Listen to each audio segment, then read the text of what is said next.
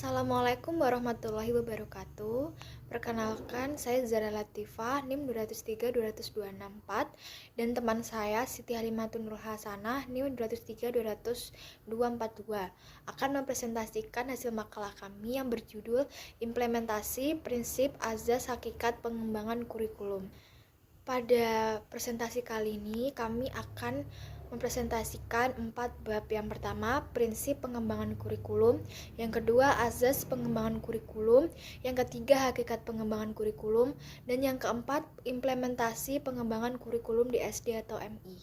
Yang pertama adalah prinsip pengembangan kurikulum. Asep Heru Hermawan dan kawan-kawan mengemukakan 5 prinsip dalam pengembangan kurikulum, yaitu relevansi, fleksibilitas, kontinuitas, praktis, dan efektivitas. Maksud dari referensi adalah kurikulum realnya pendidikan untuk membawa siswa agar dapat hidup sesuai dengan nilai-nilai yang ada di masyarakat serta membekali siswa baik dalam bidang pengetahuan, sikap, maupun keterampilan sesuai dengan tuntutan dan harapan masyarakat. Yang kedua adalah fleksibilitas. Maksudnya adalah bahwa kurikulum itu harus lentur dan tidak kaku, terutama dalam hal pelaksanaannya. Dalam pengembangan kurikulum, mengusahakan agar apa yang dihasilkan memiliki sifat luas, lentur, dan fleksibel dalam pelaksanaannya. Yang ketiga adalah efektivitas. Prinsip efektivitas merujuk pada pengertian kurikulum itu selalu berorientasi pada tujuan tertentu yang ingin dicapai.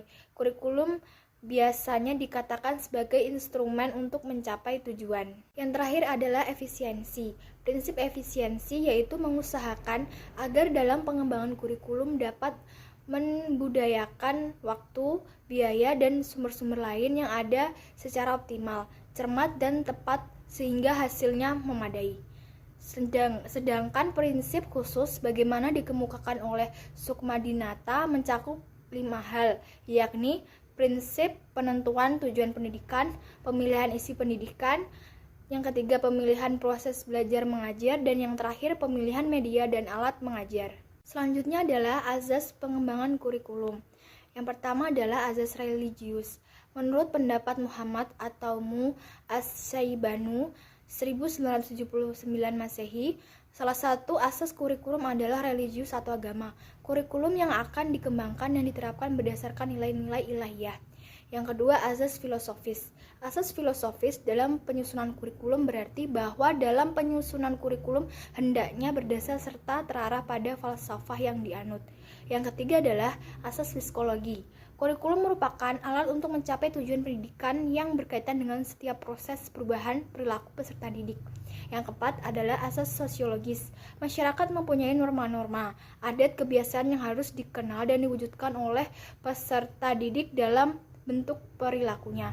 Karena peserta didik pada saatnya akan hidup membaur dengan masyarakat, maka dari itu masyarakat harus dijadikan suatu faktor yang harus dipertimbangkan dalam pembinaan dan pengembangan kurikulum. Yang kelima adalah asas organisatoris, yaitu asas ini berkenaan dengan organisasi dan pendekatan dalam kurikulum.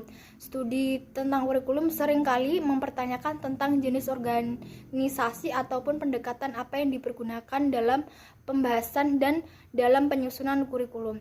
Yang keenam adalah asas ilmu pengetahuan dan teknologi. Kurikulum tidak boleh meninggalkan kemajuan teknologi pendidikan. Peningkatan penggunaan teknologi pendidikan akan memicu naiknya tingkat efektivitas dan efisiensi proses belajar mengajar yang selalu menonjolkan peranan guru, terutama memilih bahan materi pembelajaran dan cara penyampaiannya. Pembahasan yang selanjutnya yaitu mengenai tentang hakikat pengembangan kurikulum. Kurikulum memiliki peranan penting dalam sistem pendidikan. Oleh karena itu, pengembangan kurikulum harus didasarkan pada landasan yang kuat dan prinsip-prinsip yang sesuai agar tidak terjadi kesalahan dan kekeliruan dalam implementasi pendidikan. Pengembangan kurikulum pada hakikatnya adalah proses penyusunan rencana tentang isi dan bahan pelajaran yang harus dipelajari serta bagaimana cara mempelajarinya.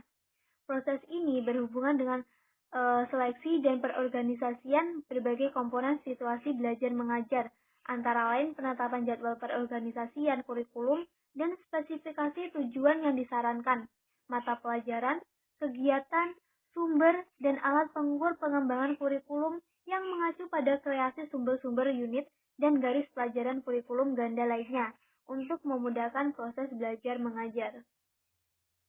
Seller dan Miller dalam Sanjaya mengemukakan bahwa proses perkembangan kurikulum adalah rangkaian kegiatan yang dilakukan secara terus-menerus.